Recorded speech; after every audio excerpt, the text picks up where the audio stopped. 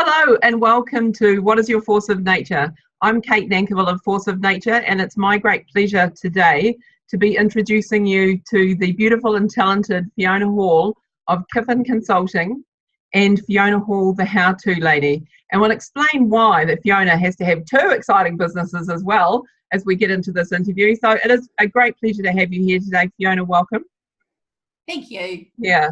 Fiona and I met at the start. Well, actually, no, Fiona and I met, I think, somewhere around 2008. I remember going to some entrepreneurial event back when I was an employee in corporate, and I went to this gig that was on, and Fiona was there, and we got talking, and I heard about her business, Kiffin, at the time, and I was like, wow, this woman's amazing. And I was like, I'm like, have got a job, and she's self-employed. I was fully impressed.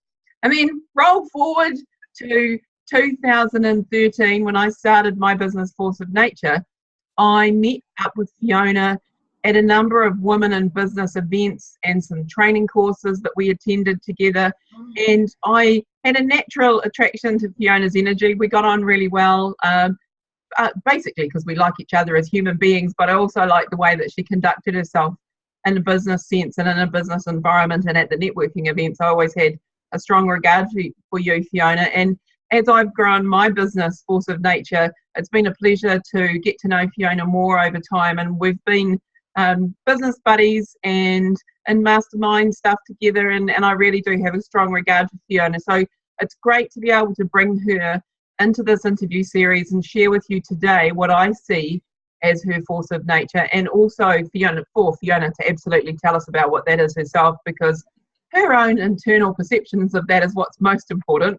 Because it's what drives her, it's what gets her out of bed in the morning, it's what enables her to manage her life as a busy business owner and mother and partner and wife and mother, all of that stuff. She's got a number of hats and she's keeping it all going, and she does amazing things. So great to have you here.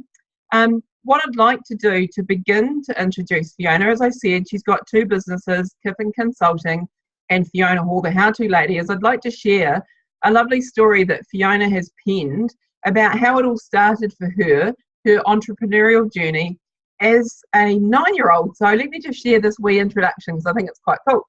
So here's from Fiona. My entrepreneurial journey began as a 9-year-old. Along with a neighbour, we picked dried grasses and dyed them and tied them with pretty ribbons to make posies. Doesn't that sound gorgeous? We went knocking on neighbours' doors offering our wares, and we did pretty well, and we sold out. Awesome. Great. I like that you dyed them as well. That was quite an advanced skill set. And then my love of systems to solve problems was ignited as an 8-year-old visiting my local library when I observed the librarian checking out my books and stamping cards with dates and adding of my details. I was fascinated with that too. So I had been lending out my own books to my neighbours at home and could not remember who I had lent books to. So I went back home and set up my own card system to get my books returned. Problem solved. Job done. Nice. So there we go.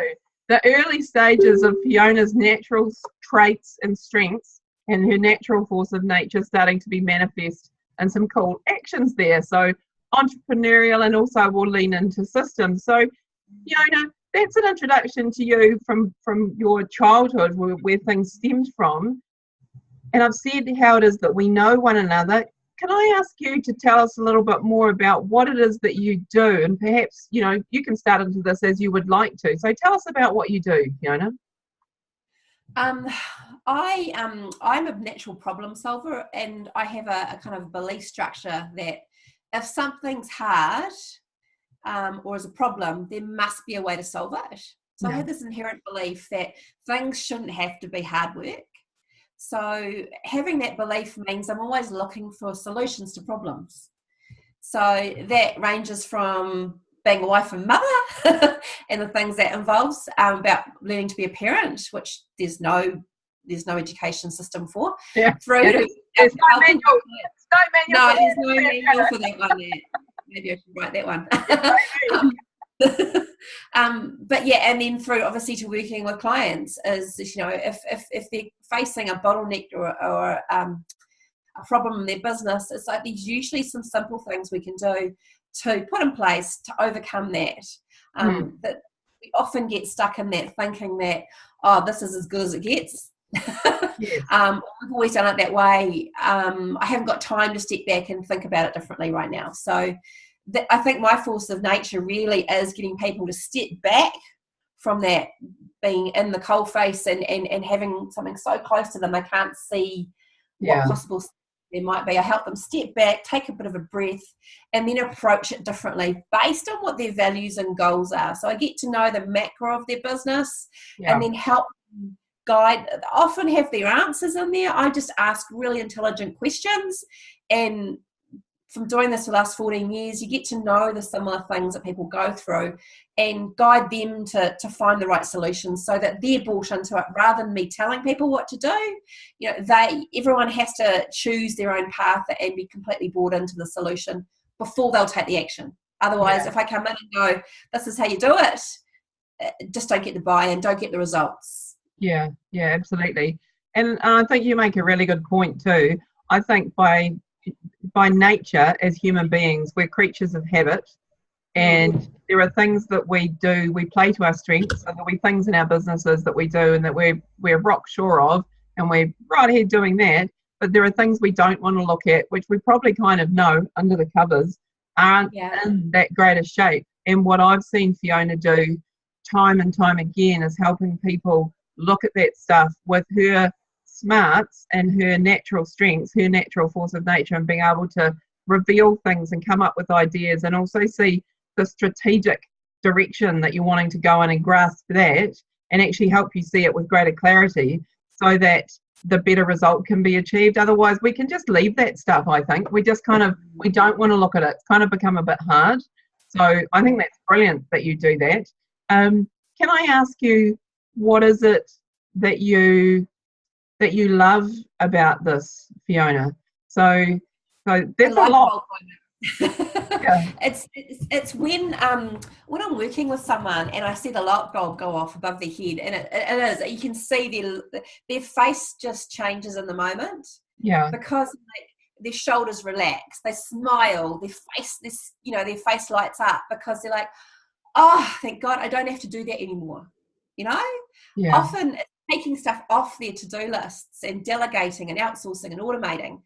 And suddenly this weight of this massive to-do list, which is on their shoulders, which is completely overwhelms them, we start to just break it down and make it simpler, and suddenly they feel a bit freer and they're more engaged and more energetic back into their business. So like when I get to have those moments, I get just as much out of that, watching them go through that process myself as they do.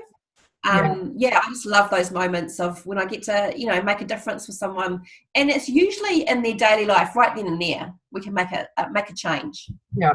So what's an example of the sort of change that you would help someone make? That it may be something that happens commonly, or it might be just something you've done recently. What sort of thing would you look at doing? Well, I gave someone homework this week to go out to some fancy restaurants and bars with their husband. And I was like, man, I need to make that into a meme. How do I get that kind of homework? What am I not doing in my business? What's that about? Exactly. Well, I mean, she was looking at a point of sale system for the kind of things that she's doing. So, go out and look at the experts, look at the best, look at the sales, look at the customer service, look at the dockets and things, and, how it's printed and managed. So she can look at for, what might fit in with her values and her business. So, I really believe that, it should be fun. The process should be fun. That I kind of see myself as the cheerleader, really, behind them, supporting them, and getting them to refocus and look at their values, look at what they're really good at as well, and acknowledging, get them to step back and acknowledge what they, what they're bringing to their business, because often as a business owner especially, it's really lonely at the top and you've got no one to bounce the ideas off. So having someone to say, hey, well done, look what you achieved, for them that doesn't actually happen anywhere else in their lives. So I get to be that person for them. Yeah, that's awesome. And I love that you are the cheerleader, because I echo that a little bit in the way I am as well. We've both got a set of pom-poms going on. Yeah. But also I love the fact that you really you look for the best way of doing things, or the new way of doing things, not just because it's new, but you're like, go and look at the best, because some people could go, systems, no, that might be a bit boring, but you make systems fun because you're like going, well, what are people using now? What's the best thing? There's amazing technology. Let's look for an awesome solution, not just a solution, but an awesome solution that will be brilliant for your business. And I think you're also, I see, and something I'd like to talk into with you today, you're constantly looking at the new. You've got like you're like a magpie for the new. You're like, oh, this is new. Oh, look at this. So tell me about this love of new things as well, and how does that happen in your life and in your business life, Fiona? Are you reading stuff all the time? What do you do to find the new? Yeah, it's from the Gallup Strength Finder. One of my key strengths is learning. A learner, an activator. So I'm what you call in the tech space an early adopter of technology. Yeah. I love opening something up and then titoing around with it and having a look at it, and I can change the font and I can change the layout and customizing stuff. I've never been happy to open up my new email and go, oh yeah, I want to change the colors, I want to set my folders up, I want to make it work for me and automate more things. Right. Make it possible for me to do my to use a tool. Yeah, so that's so awesome, because for someone like me, I open up let's just say, you've installed Microsoft 365 and you're like, oh my God, this is not my number one strength. Where do I find stuff? Yeah. So, yay that you love sorting that shit out. That's awesome. So, and that you know what to do with it, and that you've got great ideas about it. I think that's brilliant. And I love too, because I've experienced it multiple times with you. You're often suggesting things, and I like looking at new things, but I think I come at it from a slightly different angle. So I love it when you bring new stuff, and that's so valuable for your clients. So that's a lot of fun and interest in moving things forward for people in their businesses. Yeah. I also tap into experts. I think it's really important. I used to try and learn everything myself, and just realized that I don't want to be I don't want to go deep and be the expert in that piece of software. But I do want to know what's capable of, and then finding and strategic partners to collaborate with who are really good at setting things up. So, for example, one of my clients, we're looking for setting up some calendaring for her business to help her with her team, as it grown quite big quite quick. So I called on an expert who I've collaborated with in the past. She went in, the client's in Australia, she's in Auckland, set it all up, phone calls, all set up in the cloud, all ready to go. Client's happy, I look good, everything's working. So I think the biggest challenge that I see with people who are consultants is they don't niche hard and say, no, I don't do that.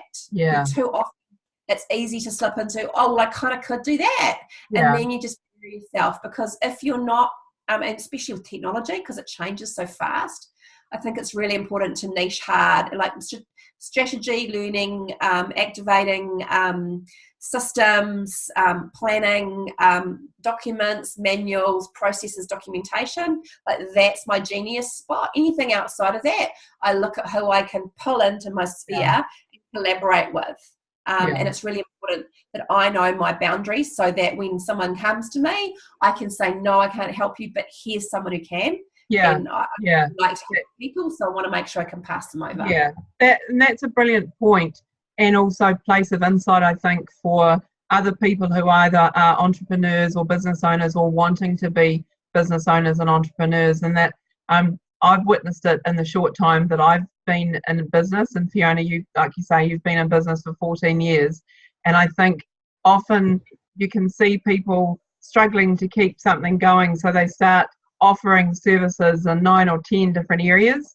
And it's just, I think it's a really good point. It's a salient point, and it's a well-earned piece of experience and expertise on your part to say that as you've described it, niching hard or being really focused about who you are serving does a number of things. One, it enables you to communicate with your market and your ideal market, because if you don't describe that, then it's really hard to actually send a message to someone when you're saying it's everyone.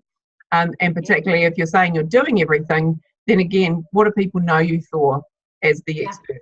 And back to your force of nature, you have worked out what you're good at, and you want to spend your time doing what you're good at because, one, you're good at it and you're in flow and you enjoy it and you get, a lot of satisfaction out of doing that work. And I'd probably challenge that anyone, if they get stuck in that mindset of, gosh, I need to do 9 or 10 different things, is actually good at it and enjoying all of those things. They're probably struggling in a number of areas. So I think it's very wise advice.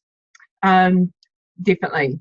May I ask, before we get into maybe a little bit more information about your two different businesses, you, in your lovely introductory stories as a kid, how did you work out that these were the things that you love to do? How did you work out what your force of nature is along your journey?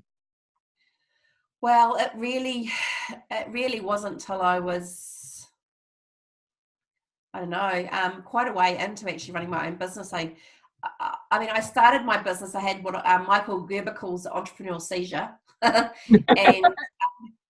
I read his book, The E-Myth, and like it's all about systems and setting things up and documenting things. And I was like, this is what I do. Yeah. This is what I've done in every role I've had.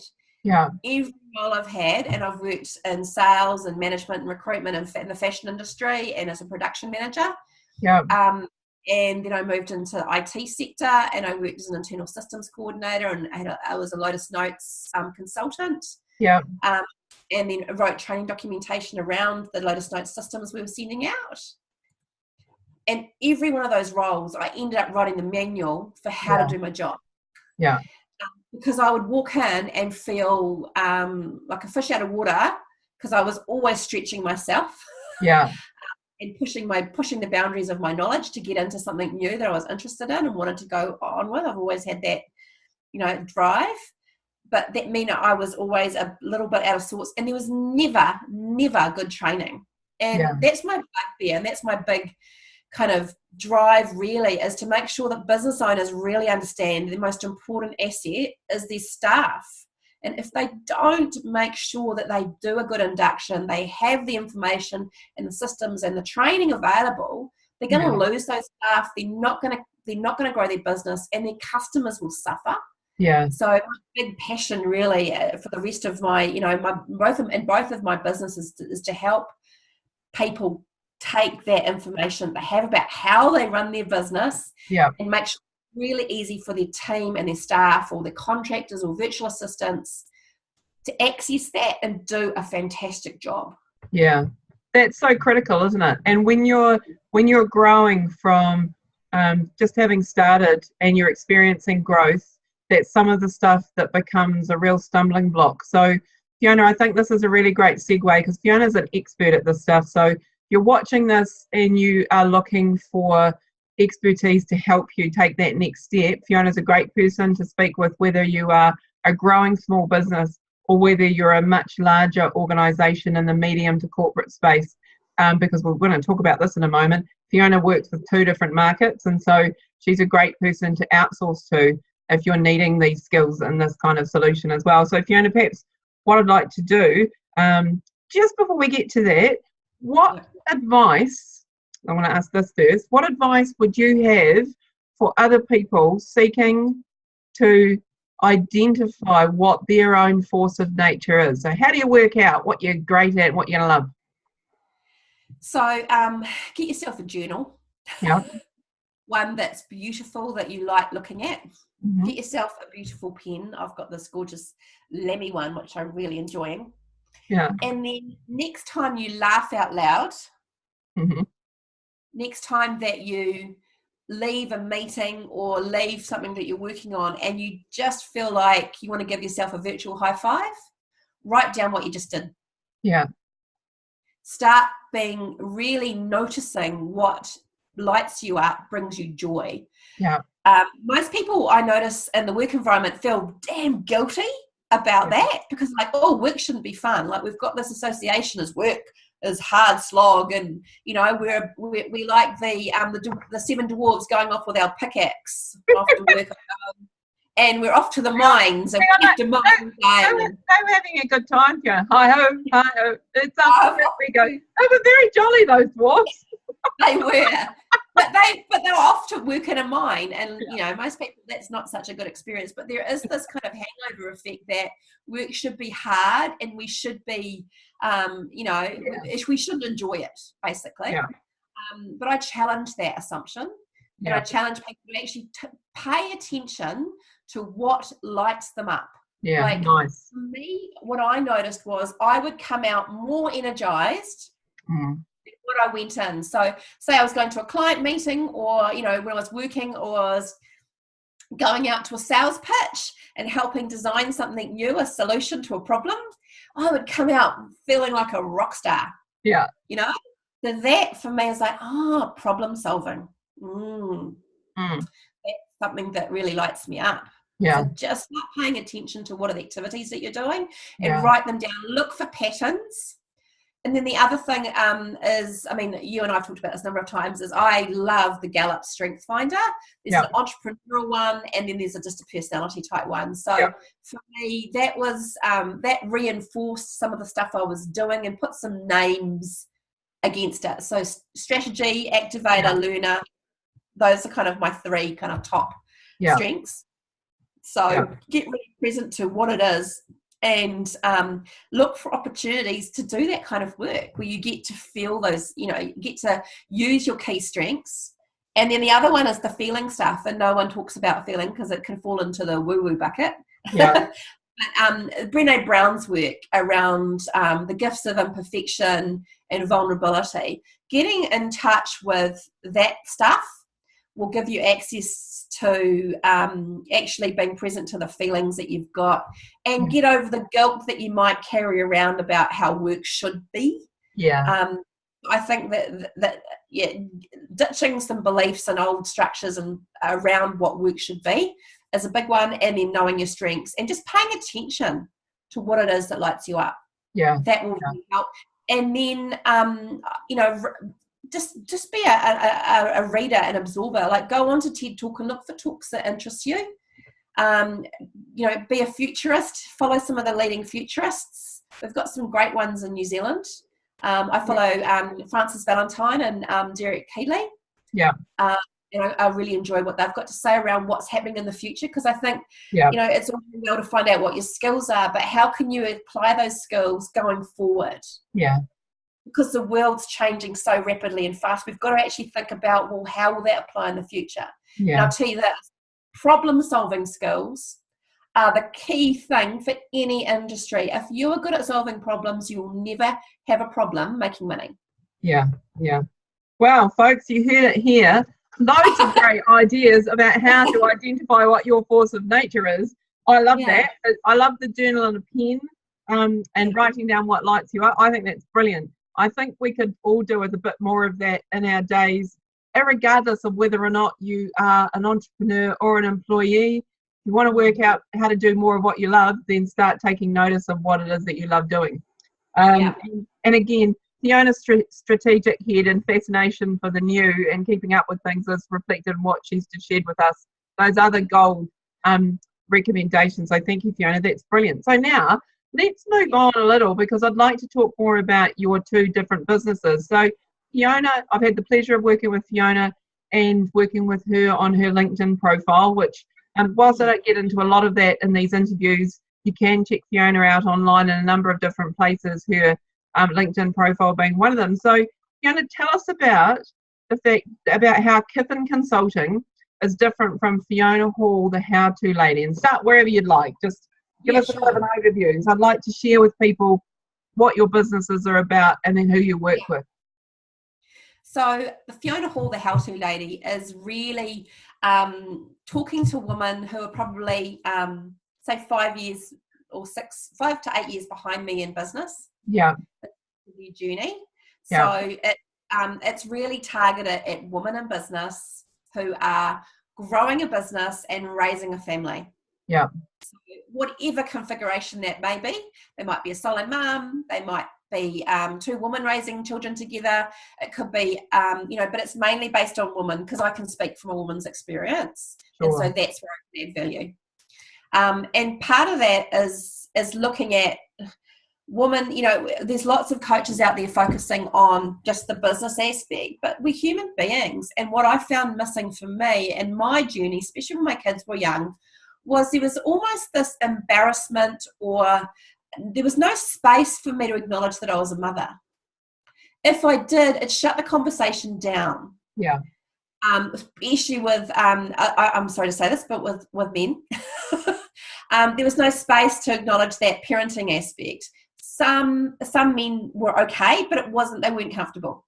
So, human beings are a whole person. And when you're a mother and you've got young kids, there's often sleep deprivation involved. There's challenges with childcare, and there's often society has got the woman drops everything for the kids. So in terms of running a business, if their partner's working and juggling all of that, it still falls on them to handle that. And there's a huge amount of stress around that. And I went through some personal health challenges. I got myself into burnout with adrenal fatigue. And I learned, even though it was absolute hell, I learned so many good lessons from that I want to share with other women, so they don't have to get to that point of burnout and whatever level of health. Because when you get yourself under a lot of stress, health challenges pop up. So I feel like it's my gift to give back to them and help them through the speed bump. And the women I work with are incredibly talented, experienced, and great at what they do. They're making good money. They know how to make good money, but they're navigating that speed bump of their business growth, where they're pulling more people in to grow their business, and they've never done that before. And so and there's a lot of challenges that go along with how do you future-proof your business, set up great systems, and as I talked about before, is how do you get the knowledge about how you do business and transfer that to your team as your business is growing. Yeah, absolutely. That's a brilliant description of Fiona Hall, the how-to lady, Fiona. I think the other thing that I've really liked and found wise about your approach, you have a very balanced approach to life, and through your own learning experiences of being a businesswoman and a mother and keeping all of those balls up in the air, you've also identified the possible state that people can get into, that women can get into. And I think the term you used, if I recall it rightly, was the frazzled martyr. And I think that's fascinating, because you have a very positive approach, which is about lifting yourself out of getting into a state that is not good for you. Like, if you don't look after you first, then how can you be, I guess, the best you and with all your hats. So I'm diving into your territory here, but I think your points around that are really positive and important for women. I mean, my biggest lessons are saying no, and saying no and asking for help. And I wear the recovering overcommitter. We all have a default place we go to when we get stressed, and it's just recognizing that we have habits and patterns, and it's okay. And being kind to ourselves, because oh my God, the mental beat up that everyone can go into. It's a natural state that we can flip into. So I really want to support women through that process. And acknowledge them for I think being really courageous, because I said this to someone yesterday, it takes a hell of a lot of courage to actually run your own business and stand out there, and especially when you're taking a team on and you're responsible for other people's incomes and mortgages and bills, because you're paying them. So it's a lot of pressure and stress that you can feel when you're taking that step. So it's a courageous place, and I want to see more women succeed, because I think the more women that succeed and do business, I think the world's going to be a better place, personally. Awesome. I love it, Fiona. That's great. So that leads us on to Kiffin Consulting, because Fiona, brilliant. If you're a woman growing a business and you've hit a speed bump in terms of your growth, get hold of Fiona. But if you're also a larger organisation and you've got some critical issues, let's talk about what they are and how you help them, Fiona, with Kiffin Consulting, because and with Kiffin Consulting, Fiona's also growing a team of women who are working with her. So she's creating those opportunities for more women to have those life opportunities too, which is so cool and so brilliant. Let's talk about who you help with Kiffin Consulting. Yeah, so the businesses I work with are what I call baby corporates. Yeah. So they've probably got around 100 plus staff, and they've got different departments and managers. And so there's some kind of, a bit of traditional structure to the business. And what they have is with all organisations, and this is everywhere, they have a lack of consistency across their documentation, and onboarding and induction and training. Yeah. And as I kind of mentioned before, that big passion about, the biggest and most expensive resource in your business is your team and your staff. Yeah. And if you don't give them the right tools to do a fantastic job, that's going to really hurt the business. And I think because we've had so much centralization in business over the years in terms of all the, call centers being sent offshore, and, the moans and groans on social media about long wait times to get your phone call answered for customer service and help, right? Yeah. What I'm seeing is a move back to customer service as a focus, which I'm thinking, thank God for that, because it needs to. And I think modern businesses are only going to thrive and succeed and grow if they go back to the values of customer service and putting the customer central to the organisation. But to do that, you need to take care of the staff. And the staff have to know that that is a value. And to do that, you have to value your staff by giving them the tools so they can give great customer service. So they need the right information at the right time, delivered in the right way. And often, people are sent on training courses and like, off you go learn that, and we've ticked the box, great, done. And, over time, we've all been on those courses, we get all riled up and we're all excited and like, yeah, this is really cool. Then you come back to work and everything's same. Yeah. And you've learned a couple of things, and if you are really, really a person who just takes your job really seriously, you'll implement probably one thing, but most people implement nothing because there's no support from the manager, there's no follow-up for the training, and there's no consequences for not changing or taking action. Yeah. So that's where I see that this new whole exciting idea I've got, which is developing a virtual learning and development department, which is outside the organisation, where I provide a whole bunch of resources into an organisation to help them progress that. And because we're virtual, we're not tied into the politics within the organisation. Yes. We're employed to produce results in the service. Yeah. So therefore, because we're outside of it, we're not tied into all the relationships and dynamics within the organisation. So we can just focus on keeping the documents up to date and tracking things and delivering strategic plans and delivering the training as it needs and writing the documentation, like the basic admin manual that I provide into that level. Where do we find stuff? Because that's the hardest thing as a new employee, is finding the staff to do their job. Sure, absolutely. So, Fiona, you're already working with clients like this in Kiffin Consulting. You're available as a virtual learning and development manager and team, that you're bringing this group of individuals in terms of different expertise in to help solve organisational problems. We've talked about some of those things that they are, so that's great. What I'd like to, I guess, talk into next is what's the latest thing that's happening in either of your, both of your businesses. What should we be looking out for? What's on offer from Kiffin Consulting and Fiona Hall, the how-to lady? So what can people be accessing to you? I'm moving away from writing everything down. Which sounds kind of counterintuitive when I'm talking about manuals. Yeah. But as we're doing this interview on Zoom, I love Zoom. I'm a passionate advocate for it. And I use it a lot for recording how-tos. Yes. And I'm really advocating that people actually start recording, sharing their screen and opening up a piece of software that they want to teach. Yes. and just recording really short 1 minute, 1 to 2 minute videos on how to use it. For example, the most common thing is how to set up a new client in your systems. Yeah. So it might be in your financial systems, it might be in your CRM, it might be, you know, something else you need to set them up in, project management tool. I don't know what you're using, but just that kind of stuff. So you make sure the onboarding of your client is smooth and slick. And so you're ready to start work and ready to deliver kick-ass customer service as quickly as possible, because it's recorded.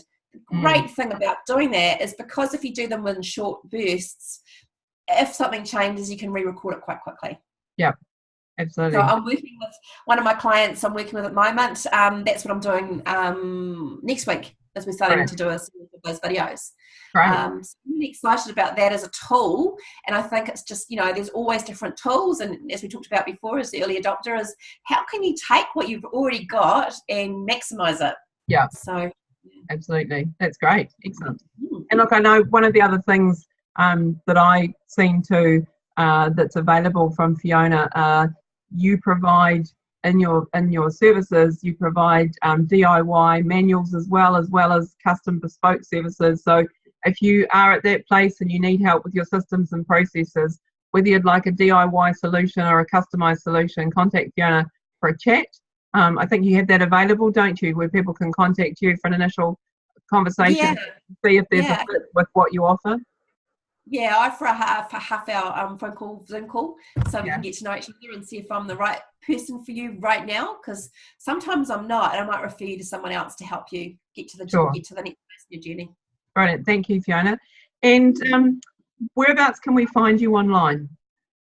So if you are looking to get some corporate stuff sorted out, you can visit Kiffin, www.kiffin.co.nz. Yep. Or if you are looking to get some help around you're in that woman that who's on the entrepreneurial journey, who's going over that speed bump of growth, I'd love to have a chat to you again. You can come and see me at fionahall.co.co. Brilliant, thank you. Fiona, I'd like to acknowledge and express my gratitude for your particular force of nature with the breadth of skills that you have.